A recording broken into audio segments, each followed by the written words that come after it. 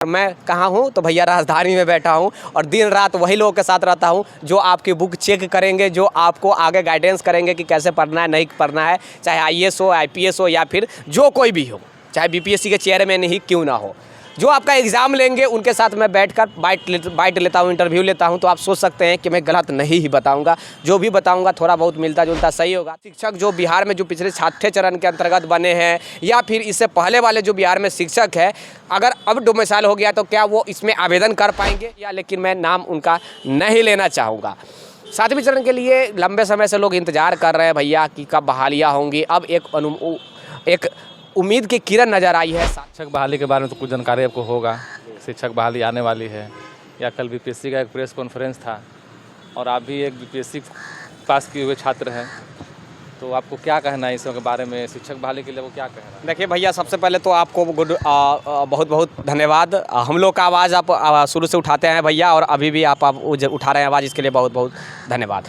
कल बीपीएससी के जो चेयरमैन हैं उनके तरफ से क्या कुछ किया गया, तो प्रेस कॉन्फ्रेंस किया गया। आप भी वहाँ पे उपस्थित थे, मैं भी था, बहुत लोग, सारे पत्रकार लोगों का प्रेस कॉन्फ्रेंस था। वहाँ पे क्या कहा गया है कि किस प्रकार का आगे भविष्य में शिक्षकों की बहालियाँ होंगी, चाहे मैं प्रारंभिक की बात करूँ, माध्यमिक की बात करूँ या फिर उच्च माध्यमिक की बात करूँ, चाहे नियोजित वालों के लिए बात करूँ, कैसे क्या आगे का रणनीति होगा उसके बारे में जिक्र किया गया। आप तो जानते ही हैं भैया। अब हम बात करेंगे कि आखिर जो कुछ भी 10 मुद्दा के ऊपर हम, और मैं भी प्रेस कॉन्फ्रेंस का जो भी न्यूज़ है वो दिखलाने का प्रयास किया हूं अपने न्यूज़ चैनल पे, और आप भी शायद दिखलाए हैं ना सर, आप भी दिखलाए हैं।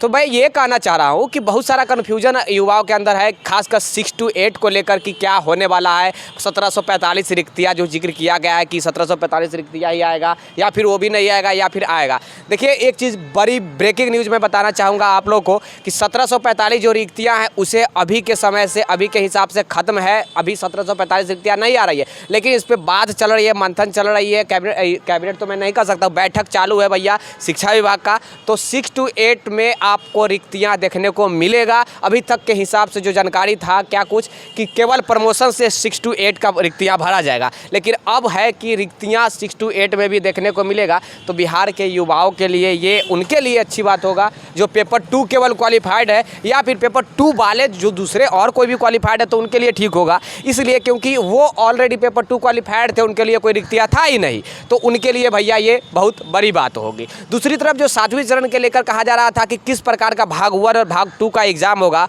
आप लोग का अभी तक प्रश्न आ रहा है। तो देखिए, भाग 1 कहने का मतलब हुआ कि लैंग्वेज का जो एग्जाम होगा सारे लोगों का इक्वल होगा, एक ही दिन होगा। चाहे मैं बात करूँ प्रारंभिक, माध्यमिक, उच्च माध्यमिक का एक ही दिन होगा, यानी कि 1 से लेकर के 12 क्लास तक का एग्जाम एक ही दिन होगा। और उसके बाद आप क्या चीज़ में जाएंगे, सब्जेक्ट वाइज एग्जाम देंगे, तो वो प्राइमरी वाले का अलग से होगा, जिसे आप सामान्य अध्ययन का एग्जाम कहते हैं। प्राइमरी वाले का अलग, माध्यमिक वाले का अलग और उच्च माध्यमिक वाले का अलग। मैं कह सकता हूं कि लगातार 4 दिनों तक एग्जाम चलने वाली है। ये ध्यान से सुन लीजिए भैया कि भाषा का सारे लोगों का एक ही दिन होगा, ध्यान से सुनिए। उसके बाद जो सामान्य अध्ययन का जो एग्जाम होगा वो सारे लोगों का अलग अलग एग्जाम होगा।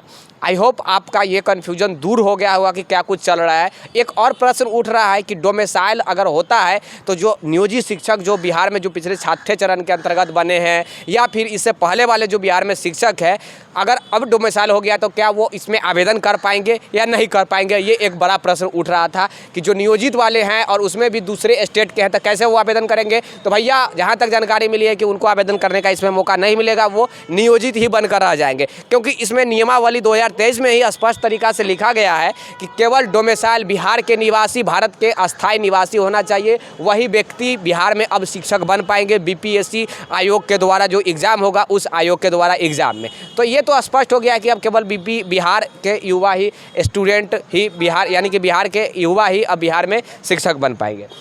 एक प्रश्न और उठ रहा था, देखिए भैया, मेरे पास अगर आप शिक्षक बहाली के ऊपर बात करना चाहेंगे तो मैं दिन भर बात कर सकता हूँ। एक और कि कितना एज है, तो भैया एज तो छठा चरण के अंतर्गत जितना मिला था उतना ही यहाँ पे भी छठा एज रहेगा। अब बात आ रहा है कि कॉमर्स वाले का लेकर, तो कॉमर्स वाले का लेकर अभी जिक्र नहीं है। एक चीज़ है कि उनका एग्ज़ाम लिया जाएगा, प्री जिसे आप एग्ज़ाम कहते हैं वो एग्ज़ाम लिया जाएगा, जिसे आप एसटीटी का एग्ज़ाम कहते हैं वो एग्ज़ाम लिया जाएगा। देन उसके लिए अलग से रिक्तियाँ जारी किया जाएगा। 1,79,000 रिक्तियाँ हैं, 1,60,000 अभी बहालियाँ होने जा रही है। 2-4 दिनों के अंदर विज्ञप्ति देखने को मिल जाएगा, ये अपने आप में बड़ी बात होगी। तो मैं ये कह सकता हूँ उसे 1 क्लास से लेकर के 12 क्लास तक की 2-4 दिनों के अंदर रिक्तियाँ आपको देखने को मिलेंगी। और उसके बाद आप भैया तैयारी में लग जाइए, मैं तो यही यही कहूँगा कि जितने भी लोग हैं घर पे हैं, जहाँ कहीं भी है, जो बुक आपको मिल रहा है उससे भैया पढ़ना स्टार्ट कर दीजिए। थोड़ा मैं हिंट्स देना चाहूँगा क्या कुछ पढ़ना है। जो लोग हमारे बातों पे बिलीव करते हैं, अभी मैं यही कहना चाहूँगा कि जीएस भैया आप लोग पढ़ना स्टार्ट कर दीजिए। 1-2 हफ्ता तक केवल आप जीएस पढ़िए। जीएस कहने का मतलब है कि सामान्य अध्ययन जो भी है वो पढ़िए। जीएस में साइंस आर्ट्स भी आता है, तमाम प्रकार के जो भी आता है। साइंस में भी बहुत सारे सब्जेक्ट है, फिजिक्स केमिस्ट्री बायोलॉजी है, इन्वायरमेंटल है, बहुत है, पर्यावरण है, या फिर आर्ट्स में एसएसटी में भी बहुत है, इकोनॉमिक है, पॉलिटिकल साइंस है, ज्योग्राफी है। तो ये सब आप पढ़ना अभी से स्टार्ट कर दीजिए। वो भी कहाँ तक, तो एकेडमिक तक। मैं फिर से बताया हूँ, पिछले न्यूज़ में मैं बताया था कि 1 से 5 क्लास के अगर आप शिक्षक बनना चाहते हैं तो एकेडमिक आपका 12th है ना। अगर आप 6 to 8 का बनना चाहते हैं तो एकेडमिक ग्रेजुएशन है। तो वही हाईएस्ट आपको पढ़ना पड़ेगा एकेडमिक तक। बीएससीबी द्वारा जो भी एग्ज़ाम है या एनसीईआरटी का है वो आप पढ़ लीजिए तो इनफ है आपके लिए। जहाँ तक मैं जानकारी दे रहा हूँ भैया, तो ये गलत नहीं दे रहा हूँ, जो मेरे पास जानकारी है वही मैं बता रहा हूँ। और मैं किन्हीं का नाम नहीं लूँगा, मैं कुछ लोगों से अभी मिला भी हूँ, मैं अब किसी का नाम नहीं लूँगा क्योंकि वो मना किए हैं कि भैया नाम मेरा मत लीजिएगा, तभी मैं आपसे खुलकर बातें कर पाऊँगा। तो बातें तो हुई है भैया, लेकिन मैं नाम उनका नहीं लेना चाहूँगा। 7वें चरण के लिए लंबे समय से लोग इंतज़ार कर रहे हैं भैया कि कब बहालियाँ होंगी। अब एक उम्मीद की किरण नज़र आई है 7वें चरण में। अब बीपीएससी के द्वारा ही सही कम से कम शिक्षकों की बहाली होंगी। 1,60,000 1 हो से 5 हो, 1 से 5 हो, 6 से 8 हो, 9 से 10 हो, या फिर 11 से 12 की जो भी शिक्षकों की बहाली है उनके लिए मैं ये कुछ भी जानकारी था देने का प्रयास किया। अब आपके पास जो भी है प्रश्न रख सकते हैं, या फिर जो कुछ भी आपके पास भी, जो लोग भी ये न्यूज़ देख रहे हैं, कौन भैया हैं न्यूज़ सवेरा ये देख रहे हैं भैया, इनके साथ भी जुड़ जाइएगा। कमेंट में जो भी प्रश्न होगा प्रश्न कीजिएगा और उसका समाधान आप लोग को मिल जाएगा, जानकारी मिल जाएगा। जो कुछ भी होगा आप लोग को शॉर्ट आउट मिल जाएगा जानकारी। और हमारे पवन भाई को भी प्यार दीजिए, न्यूज़ सवेरे वाले भाई हैं, इनको प्यार दीजिए। और जो कुछ भी कन्फ्यूजन होगा दूर हो जाएगा। एक लाइक कर दीजिएगा, शेयर कर दीजिएगा और सब्सक्राइब जरूर कर दीजिएगा, क्योंकि सब्सक्राइब सबसे बड़ी महत्वपूर्ण बात होती है इस न्यूज़ चैनल के लाइन में, मेरे लिए भी या फिर दूसरे कोई न्यूज़ रिपोर्टर के लिए भी। तो सब्सक्राइब करके जुड़ जाइएगा। मेरे लिए साथ भी अगर देख रहे हैं तो मेरा चैनल भी तो आप जानते हैं भैया, एनसीपी जन की आवाज़, और हमारे पवन भाई का न्यूज़ सवेरा है।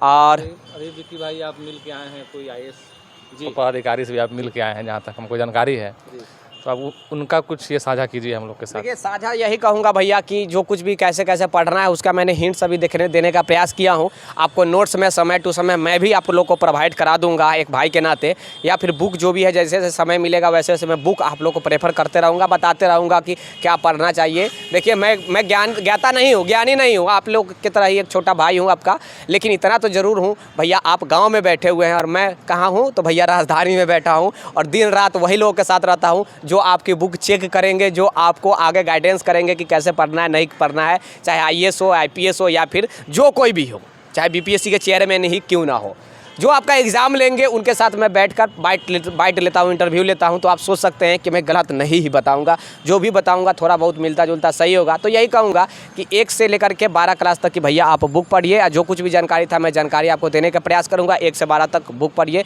तब तक ले जय हिंद, जय Bharat, have a nice day, take care, bye bye. और फिर से कहूँगा वीडियो को लाइक शेयर और सब्सक्राइब जरूर कर दीजिएगा।